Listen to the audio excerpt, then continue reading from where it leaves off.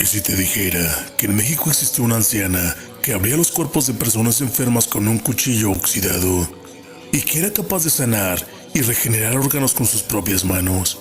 No era médica, no usaba anestesia y sin embargo, muchos aseguraban que después de pasar por sus manos se curaban de maneras milagrosas e inexplicables.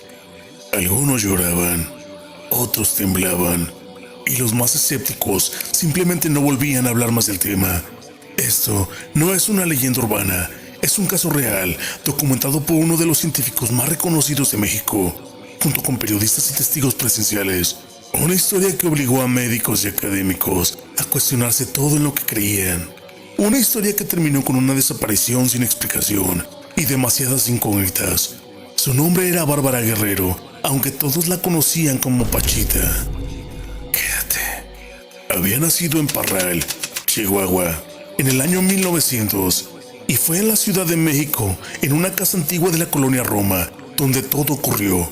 Una casa conocida por algunos como la Casa de las Brujas. Ahí recibía a personas de todas partes del país. En su mayoría eran enfermos con diagnósticos terminales, personas a quienes la medicina ya les había dado la espalda. Llegaban destrozados, agotados, sin esperanza y sin nada que perder. Pachita no cobraba por sus servicios, solo aceptaba lo que le quisieran contribuir. Cuando iniciaba las sesiones, algo en ella cambiaba. Entraba en trance, sus ojos se volvían blancos, su voz se volvía más profunda. Decía que en ese momento ya no era ella quien controlaba su cuerpo, sino el espíritu de Cuauhtémoc, el último emperador mexica. Entonces, con un viejo cuchillo de cocina oxidado, comenzaba a operar. Abría el cuerpo de los pacientes, extraía tumores, tejidos enfermos, órganos completos y lo más perturbador, materializaba un nuevo órgano en sus manos, un corazón, un hígado, un riñón. Lo colocaba en el cuerpo y la herida simplemente se cerraba. No había bisturí, no había sangre, no había explicación. Los pacientes despertaban como si hubiesen dormido profundamente. Muchos caminaban sin ayuda, algunos lloraban, otros decían haber sentido una energía inexplicable, como si algo los hubiera atravesado desde dentro. Uno de los casos más conocidos fue el de la abuela de la actriz Mariana Garza, a quien le habían diagnosticado una leucemia terminal. Después de ser atendida por Pachita, vivió muchos años más. La historia llegó a oídos de Jacobo Greenwald Silverbaum, un neurofisiólogo mexicano.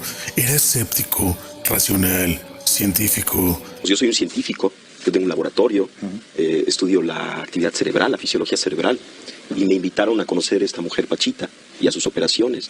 Y lo que yo vi ahí, en principio, contradecía todo concepto y todo conocimiento que yo tenía acerca de la realidad. Fue con la intención de desenmascararla, pero lo que vio lo cambió todo. Presenció más de 70 operaciones, tomó notas, grabó documentos y llegó a una conclusión.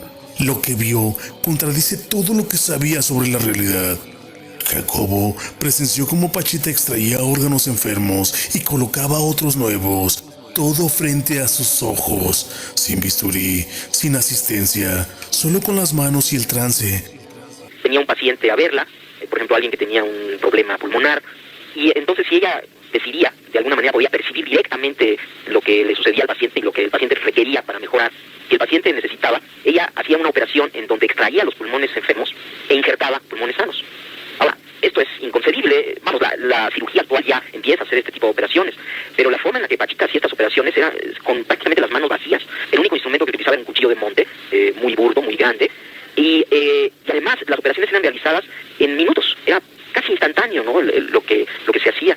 Me asombraba cada vez más de la inexistencia de pasos intermedios. Esto es, Pachita sacaba el pulmón enfermo, injertaba el otro pulmón y listo. De alguna manera todo quedaba arreglado, como si no hubiera necesidad de una serie de procesos que normalmente uno supone que deben de ocurrir para la interconexión de los órganos injertados. Y al preguntarle a Pachita qué pasaba, cómo es que hacía este portento, ella decía que el proceso simplemente ocurría así. No solamente operaciones de pulmón, sino de corazón, de cerebro, cosas verdaderamente extraordinarias. Bremer escribió que Pachita parecía operar desde otro nivel de la realidad, donde la conciencia misma era capaz de modificar la materia.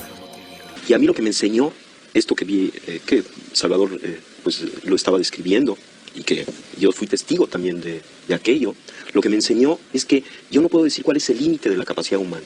A partir de esa experiencia yo no me atrevo a decir el ser humano no puede hacer esto, el cerebro tiene tal límite en su potencialidad, sino que parecería que estamos dentro de un continuo extensísimo y no conocemos cuáles son los extremos de este continuo.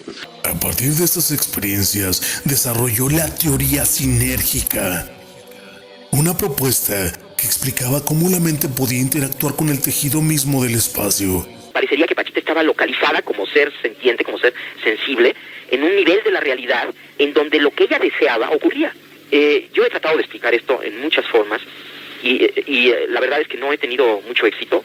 Y lo último que he pensado, que le voy a platicar, es lo que más se acerca, de acuerdo con mis ideas, a un posible entendimiento de lo que sucedía.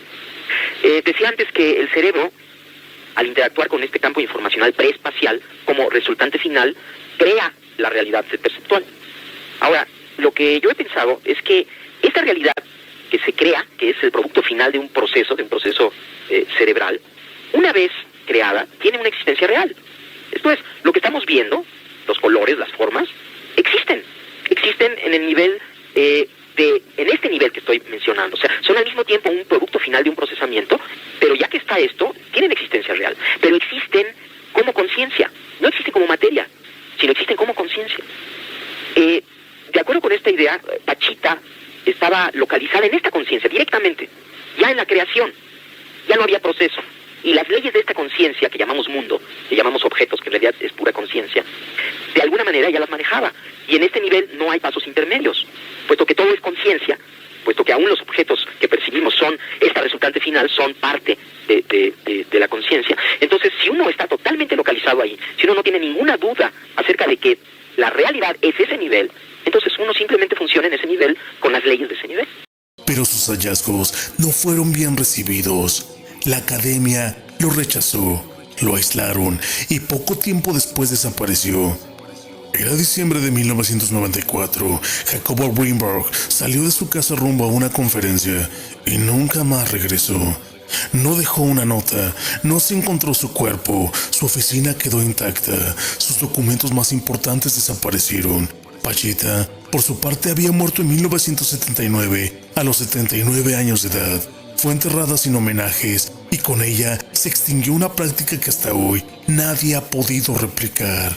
Algunos creen que fue una estafadora brillante, otros aseguran que era un canal, un cuerpo poseído por algo más antiguo, y hay quienes afirman que ese espíritu no se ha ido. ¿Tú qué piensas?